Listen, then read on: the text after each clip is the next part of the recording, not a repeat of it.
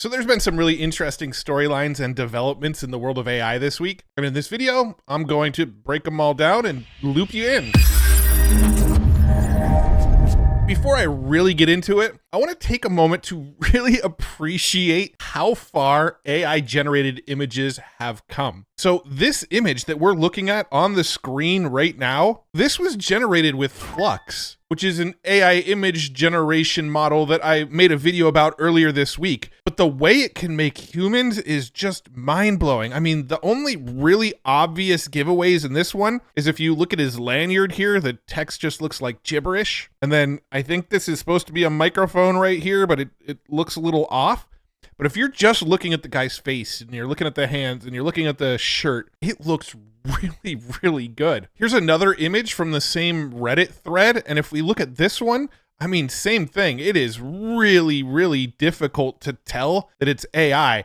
Now, if we zoom in really close like I am, you can tell maybe there's a little weirdness going on with the teeth, especially on the right side where the teeth get a little bigger. And then if we zoom in on the microphone, it looks just kind of like gibberish around the top of the microphone. But other than that, I mean, the Google logo is there, the lanyard, it's kind of hidden by our hands, so you can't see it. But dang, AI imagery has come so far that it's gotten to a point where most people are not going to be able to tell what was AI generated and what wasn't. We can only tell right now because I'm zooming in super close and looking for little giveaways. Anyway, this is from a Reddit thread over on the Stable Diffusion subreddit. They did follow a very specific process to actually get these images to look this way and look so real, but they do break it down in this Reddit thread, so I'll make sure it's linked below if you want to try to create images that are this realistic. All right, now let's talk about OpenAI. We're probably going to spend a few minutes talking about OpenAI today because there's been a lot of weird stuff happening there,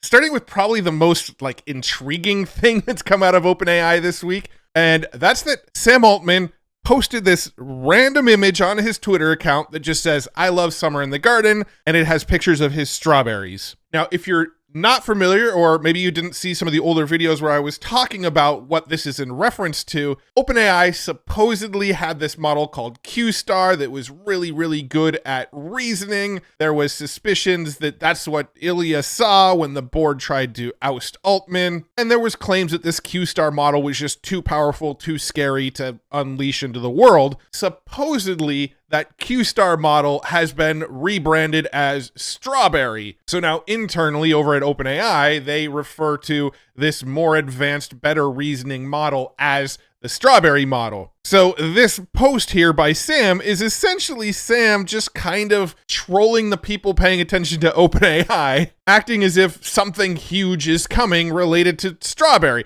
At least that's the way most people are interpreting it. These seemingly are genuine strawberries from his garden, and he might have just wanted to post a picture of his strawberries because he was proud of them. But a lot of people are reading a lot more into this. There's also this Twitter account here that has a lot of people baffled. So the Twitter username is at @IRuleTheWorldMO, but the actual written out username is just 3 strawberry emojis. And this Twitter account grew insanely fast. I mean, a couple weeks ago, I think it was like under 1,000 followers. And just since all of this strawberry weirdness has started popping up again, they've jumped up to over 13,000 followers. And if you look through their feed, it's pretty much just a non-stop feed of strange trolling memes about strawberries.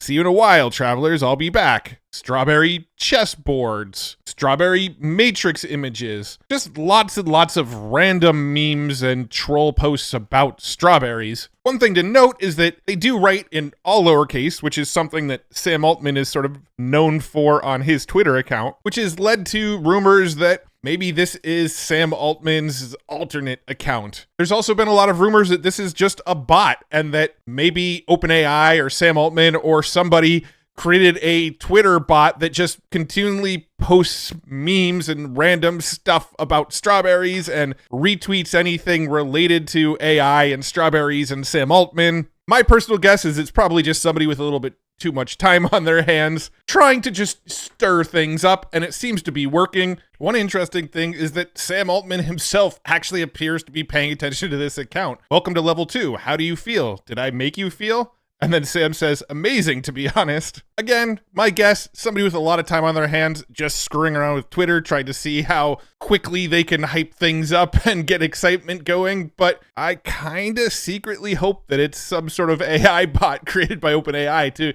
build additional hype around what they're launching next. I'm fairly confident that's not the case, but I also kind of want to be wrong. Moving on, there's been a lot of other really interesting news and storylines coming out of OpenAI. I actually made a whole dedicated video about all this sort of drama unfolding over at OpenAI right now. John Schulman, one of the co-founders over at OpenAI, actually left to go join Anthropic this week. Peter Dang, a product manager over at OpenAI, also left. And Greg Brockman is going on a extended vacation, essentially. He's going on sabbatical and said that he's stepping away from OpenAI until the end of the year, leaving a lot of people to believe that he's also just ditching and moving on from OpenAI. I don't get that impression. There's been a lot of pressure, a lot of stress, a lot of drama, a lot of things have happened over at OpenAI recently. So I genuinely think he's just stepping back to chill out and sort of get out of that mix for a little bit. But a lot of people are speculating that he's gone as well. On the 8th, he posted this, which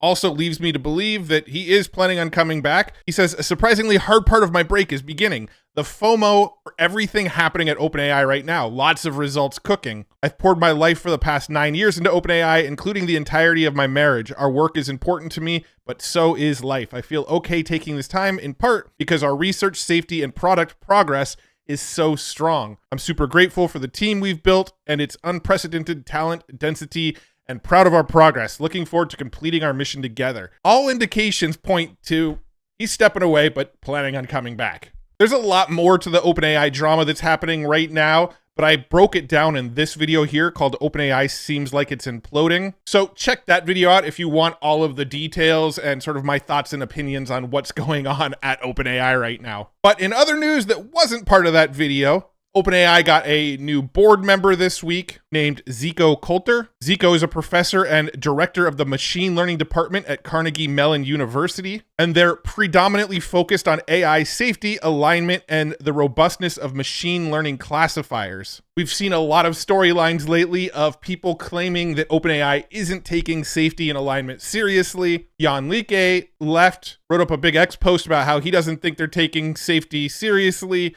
OpenAI disbanded their safety and alignment team.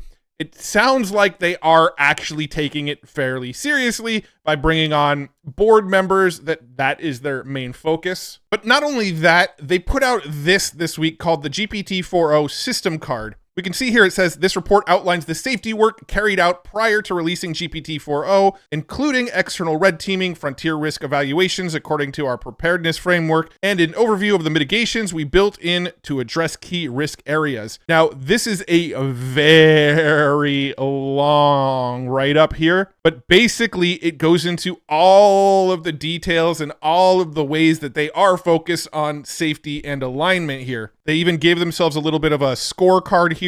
They feel like when it comes to cybersecurity, it seems to be low risk, biological threats, low risk, persuasion threats, a medium risk, and model autonomy is a low risk. They say that only models with a post-mitigation score of medium or below can be deployed, and only models with a score of high or lower can be developed further. So if something comes back at a critical score, apparently they'll just cease development on that thing. But if you are a masochist and you do want to read this whole thing here, it is linked up in the description so you can dig into all of the details. Another thing OpenAI warned about this week is that users could become emotionally hooked on its voice mode. If you've seen the movie Her with Joaquin Phoenix, he pretty much falls in love with his AI and his AI becomes his girlfriend because he got so emotionally attached to that voice mode. Jumping back to that scorecard here, that was written up straight in that scorecard. They say that during early testing, including red teaming and internal user testing,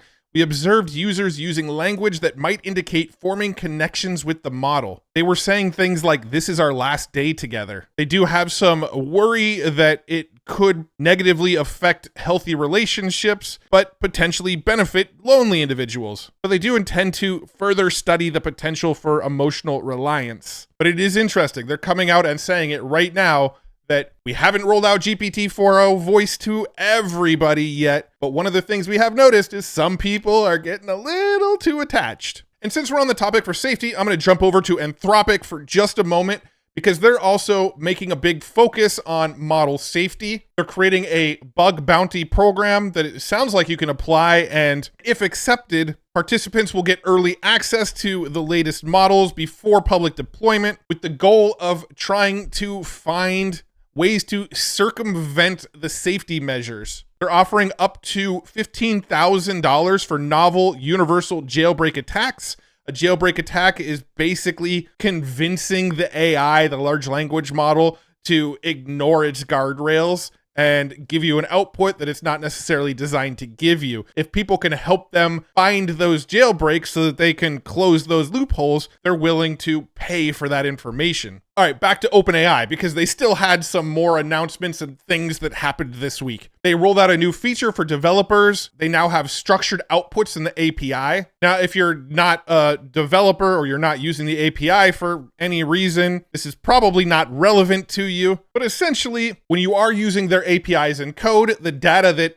OpenAI is sending over to whatever application you're writing the code for, the data is a little bit more structured and organized, theoretically making it a lot easier to work with. One of the big criticisms of OpenAI lately, and I've been one of the people who's been personally criticizing them a lot about this, is the fact that they talk about a lot of cool things that they're doing, but then don't actually ship them and give people access. To this day, we still don't have Sora access. To this day, most people still don't have GPT-4o advanced voice features. They announced a new ChatGPT search to go head-to-head with Google. We haven't seen access to it yet. They keep on showing off these cool, interesting things and then not shipping them. Well, it sounds like we should lower our expectations for OpenAI's next Dev Day as well. Their Dev Day happens in San Francisco on October 1st. Last year's Dev Day was when they announced the GPT store, which kind of never ended up going anywhere. And this year, they're basically saying, you're not going to get GPT-5, and don't expect anything too crazy from this Dev Day. Basically, don't expect to see any massive announcements or new features in ChatGPT,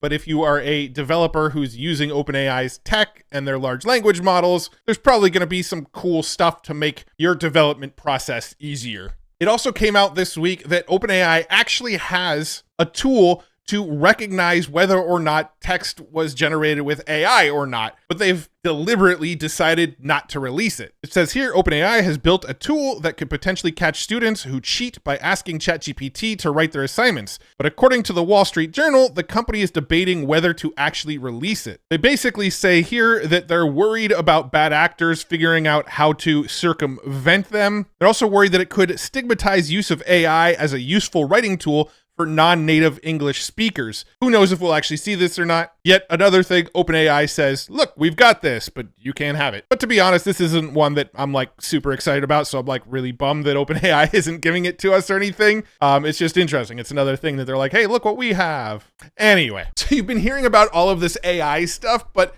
perhaps you're not sure how to apply it yet. Despite all of the concerns about AI replacing jobs, you can actually use AI tools to your advantage and position yourself as an ideal candidate for your dream position. That's why I teamed up with HubSpot to showcase their toolkit designed to help you secure the perfect job using AI. This toolkit includes super valuable resources like 20 AI-powered tools for job seekers. And I'll admit it, as the AI tools guy, some of these tools were even new to me. You'll also find 60 ways to use ChatGPT during your job search, which includes tips on things like improving your negotiation skills. And let's face it, whether you're job hunting or not, being a better negotiator is a pretty valuable skill to have. But honestly, that's just the tip of the iceberg when it comes to the resources available in this toolkit. So if you're currently in the job market, contemplating a career shift, or simply want to enhance your skills for further opportunities, I strongly recommend checking out HubSpot's completely free kit on landing a job using AI. Once again, it's totally free, and you'll find the link in the description below. And once again, a big thank you to HubSpot for sponsoring this video. Elon Musk is suing OpenAI again this week. I say again because he had a previous lawsuit with them saying that they basically went against what they originally formed OpenAI for. But then Elon dropped that lawsuit, and then a few days later opened up this new lawsuit. Elon's basically saying that the OpenAI guys manipulated Musk into co-founding their non-profit venture by promising that OpenAI would be safer and more transparent than profit-driven alternatives. So while the old lawsuit was kind of claiming that they went against what the company originally stood for, the new lawsuit is much more nuanced in saying they basically tricked Elon Musk into investing in a nonprofit that they eventually started figuring out how to make profits for. But that's not the only lawsuit that OpenAI is getting hit with this week. A YouTuber named David Millett is trying to get this class action lawsuit started up against OpenAI because OpenAI went and scraped a whole bunch of transcripts from YouTube videos to use as training data. Personally, I don't think this lawsuit is going to win. I think by using the training data from these transcripts, it's essentially fair use, especially since the output that you're getting from ChatGPT when you ask it a prompt isn't the same thing as what was inputted. Without really tricking the large language models, you're not going to get the large language model to output word for word exactly what the input data was, therefore making it transformative enough that I don't think there's much of a case here, but I'm not a lawyer. I don't know what I'm talking about. That's just based on how I've seen some of these other lawsuits that have come up play out. Along the same lines, Nvidia is in some hot water this week when a leaked document showed that Nvidia was scraping a human lifetime of videos per day to train their AI models. So internal emails, Slack conversations, and documents were leaked that show how Nvidia created their yet-to-be-released video foundation model. Nvidia did claim that the practice is in full compliance with the letter of the spirit of copyright law. Again, it's going to be interesting because some of these other lawsuits are going to set a precedent for how this is going to move forward in the future. Because while, yes, it may have trained on, thousands and hundreds of thousands of hours of video footage, the output that you're going to get when you enter a prompt is going to be so dramatically different from everything that it was trained on that it feels like they will consider it to be creating something transformative enough. But like I said a minute ago, not a legal expert, have no clue what I'm talking about, just sort of speaking from the experience that I've seen from these other lawsuits. Outside of essentially 3 people leaving OpenAI this week, there's been other shuffling among the sort of big names in the AI world. This week, Character AI partnered up with Google, and as part of the deal, the 2 co-founders of Character AI are actually moving over to work at Google. So it says here, Character AI co-founder and CEO Noam Shazir is returning to Google after leaving the company in October of 2021 to found Character AI. When he worked at Google previously, he worked on helping Google build AI models like Lambda. So now he's back at Google, this time helping DeepMind. Now, apparently Character AI isn't going anywhere. Character AI's general counsel is becoming the interim CEO for now, and most of the staff is staying with Character AI, so the company's going to continue on, just, I guess, without the 2 founding members. Basically, my interpretation of what was going on here was that Character AI was in the process of building and training their own foundational models. Over time, they've realized how powerful and good some of these other models have become. GPT-4o, Llama 3.1, Claude Sonnet, and of course Google's own Gemini 1.5. And so it sounds like Character AI is going to back off on developing their own foundation models and start to use existing models that are out there. And if that is the case, then the 2 sort of brains behind developing these foundation models don't necessarily need to be working in Character all the time. That's the way I'm interpreting what's going on. Don't know anybody at Character AI, haven't talked to anybody. That's just me putting puzzle pieces together. There's a new large language model fine-tuned for math called Qwen 2 Math. When it comes to actually doing math, it pretty much beats every existing model on the market in benchmark testing specifically for math. All right, let's talk about AI video, because there's been a few small things that came out in the world of AI video this week. ByteDance, the company behind TikTok, debuted a new AI video generation model called Gemeng AI. And this article here basically claims that it's similar to OpenAI's Sora. Now, I haven't actually been able to find videos generated with this yet, but here's a side-by-side comparison that I found on another article that show side by side with Sora, right being Sora's output, left being Jameng's output. I think it's pretty safe to say that Sora still has it beat just based on these screenshots. Here's some other screenshots here where they're just still images, but outside of a few news articles that say this exists and is as good as Sora, I actually haven't found outputs that it's made. I've only found screenshots of outputs. Runway, on the other hand, has rolled out a new feature this week that you can see what it does and actually use it. Initially, they rolled out Gen 3 Alpha, which gave us good text to video.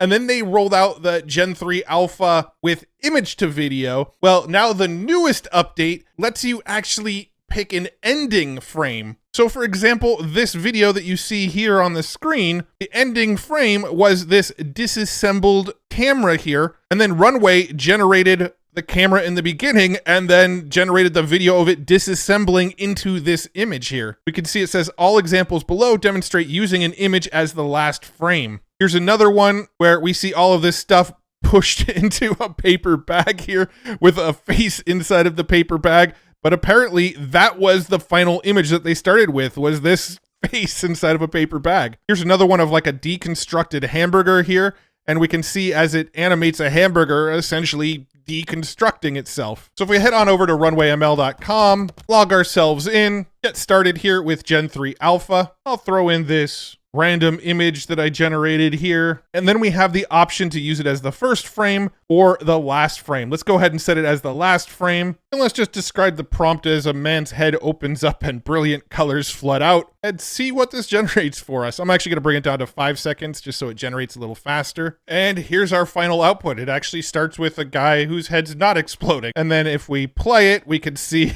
my face, or the face here, sort of explodes into colors and then ends with this final image that we have over here on the left. Pretty cool. You can see that our final frame is pretty close to this frame that we uploaded, and we get an animation of it actually getting to that frame as the final frame. That's a cool new feature in Runway right now. The company OpusClip, which if you're not familiar with them, they have a tool where you can upload long form videos, and then it uses AI to find clips that would make good short form and then cuts them into that portrait short form view and gives us, you know, a 60-second or less clip that can be used as a short. They just rolled out some new features this week as well. So they rolled out what they call Clip Anything. And according to this, you can clip any moment from any video using visual, audio, and sentiment cues. It claims that it uses state-of-the-art video understanding that analyzes each frame through visual, audio, and sentiment cues, identifying objects, scenes, action sounds, emotions, text, and more. And you can use natural language prompts to find any scene, action, character, event, emotional moment, viral topic, and more. So just kind of looking at their demo video here, it's got like an image recognition model built in and can actually understand emotions and various characters and various actions and various sounds from the videos. And you can give it a prompt like compile all the dunks. It will look through all the video footage that you uploaded and create short form content with the dunks in it. Another example, find Casey's airplane shower. It looks through the video and finds the clip where Casey is in the shower here. You can be even as broad as find all the craziest moments, find all the penguins, find all the applause, and it will create shorts based on what you asked it to create the short around. Now, it's not available to everybody yet. You do have to apply for access, but once I have access, this sounds like something fun to play with, and I'll put it through its motions and share my findings with you. All right, now that's pretty much the biggest news of the week, but I do have a handful of like smaller items that I'm going to kind of rapid fire at you here. Automatic, the company who makes WordPress, launched an AI writing tool that aims to make WordPress blogs more readable and succinct. You can see that it uses AI to make suggestions and fix complex words, long sentences, unconfident words, things like that. Amazon Music launched Topics, which is a new AI-powered feature that makes it easier to discover podcasts. Basically, if you listen to your podcasts over on Amazon Music and you tap on an episode, it will use AI to help you find similar episodes from other podcasts. Along the same vein, Audible is testing an AI-powered search feature as well. It says US customers can interact with Maven, Audible's new personal recommendation expert that surfaces title suggestions based on user-specific requests. The user can use natural language to enter queries, and Maven will respond by providing tailored recommendations pulled from Audible's catalog of nearly 1 million titles. Reddit is also testing AI-powered search features inside of the Reddit platform. It says here, Reddit users will soon see AI-generated summaries at the top of search results. The company plans to test AI-powered search result pages to summarize and recommend content. They claim that this helps users dive deeper into content and discover new Reddit communities. I thought this was an interesting story.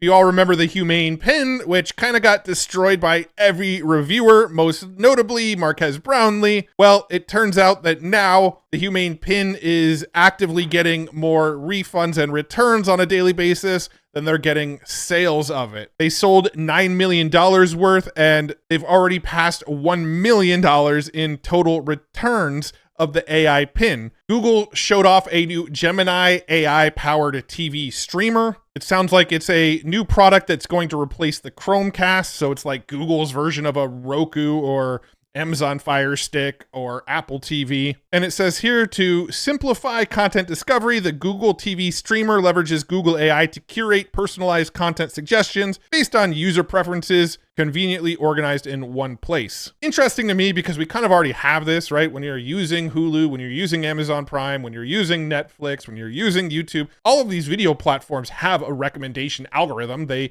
see what you like and then recommend more content like what you like. I guess some of this new AI, the generative AI that's coming out, I guess makes that better, because I'm not sure how using generative AI is going to be a huge improvement over the existing sort of algorithmic method that they used for content recommendations in the past. I mean, that was already a sort of form of AI. It wasn't generative AI, but it was a recommendation algorithm AI. Why is using the newer generative AI going to be better? I'm not sure yet. We'll find out together, I guess. Last week, I talked about how Taco Bell is going to be integrating AI into their drive-thrus. Well, I came across this tweet from Olivia Moore here, where she actually showed off a video of somebody using a new AI drive-thru at Wendy's, and it's quite improved over the old memes that we used to see where people would go through the drive-thru and they would order like an ice cream and it would say, oh, so you want a cup of milk? And they're like, no, I want an ice cream. And they're like, all right, 2 milks. And it just like couldn't figure out what they were trying to order. It seems a lot better now. Take a look. Welcome to Wendy's. What would you like? Can I have a chocolate frosty? Which size for the chocolate frosty? Medium. Can I get you anything else today? No, thank you.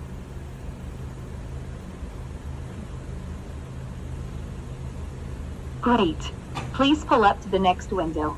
Oh, seems like it works pretty well. I also love robots. Here's a new robot that Google DeepMind was showing off, claiming that it's solidly amateur at table tennis. You know, at this point, we've seen AI destroy people at chess. We've seen it destroy people at Go. We've seen it destroy people at Jeopardy. We also even saw AI recently beating Formula One drivers and drone racers, right? So AI is sort of taking over all of this stuff, and it looks like now it's coming to table tennis thanks to DeepMind. Here's a video out of Nvidia that shows off how we can use things like the Apple Vision Pro to actually control robots. Now, I know this isn't specifically AI, but we can see that humans could put on the Apple Vision Pro, actually take actions with their hands, and the Apple Vision Pro sees the motion they're doing with the hands and translates it to the robot, and the robot can do that. I just thought that was really cool. Wanted to share it with you. This is from the Apple Insider website. I'll make sure it's linked up below if you want to take a peek at this. To me, this is just like fun nerd stuff. And finally, there is a new humanoid robot in the world. We got the Figure 02 from Figure Robotics. We can get a little peek at what it looks like. They just revealed it this week. It's got a whole new look from the Figure 01. I think it looks pretty cool. I mean, very similar to the Tesla Optimus robot. You can see it can move its hand in all sorts of directions, just like a human can. It's got 6 cameras, so it's got AI-driven vision, so ideally it doesn't, bump into stuff, and it can see what it's picking up and things like that. Walks a little clunky, but pretty much all the humanoid robots do still. It's got speech-to-speech reasoning, so it should be able to listen to you and also reply to you. And apparently they're already starting to use these on the BMW production lines. Pretty cool. We're already seeing this embodied AI in robots being used on production lines for, theoretically unsafe jobs for humans. Let's let the robots do it. Anyway, that's what I got for you this week. A lot of interesting storylines played out, some interesting stuff with OpenAI, some cool new video tech that we're seeing, lots of fun stuff. Next month, I think we're going to see some other announcements as well. Meta Connect is at the end of next month. I'm excited to see what Meta is going to unveil at Meta Connect. According to Greg Brockman's tweet that I showed off earlier in this video, OpenAI has some really interesting stuff they're going to be revealing pretty soon. So I think some exciting stuff's about to happen. I'm excited by it all. Everything I showed off in this video is the stuff that I found personally interesting that I thought I would show you. There were some other little bits and pieces of news that I probably cut out because after I watched back the video, I went, that's not that interesting, cut it. But the stuff that I left in is the stuff that I thought was cool and nerdy, that I thought nerdy people like you would think is cool also, because if you're watching my channel, you're probably a little bit nerdy like me as well. But I have so much fun with this stuff. I love playing around with it. I love seeing what's new. I love trying the new tools. If you like stuff like that, make sure you like this video, subscribe to this channel. I'll keep all the latest AI news updated in your YouTube feed. I'll also share tutorials on how to do all the cool stuff with AI that you see others doing, and just kind of loop you in on the latest and greatest in the world of AI and emerging tech. Like and subscribe if you haven't already. And as always, check out futuretools.io. This is my website. This is where I curate the cool tools I come across. I also keep the news up to date pretty much daily. So if you want to know the news on a day-by-day basis instead of waiting for these weekly videos, it's available there. It's completely free. It's all over at futuretools.io. Thank you so much for tuning into this video. I really, really appreciate you. Thank you, HubSpot, for sponsoring this one. You guys rock. And hopefully I'll see you in the next one. Bye-bye.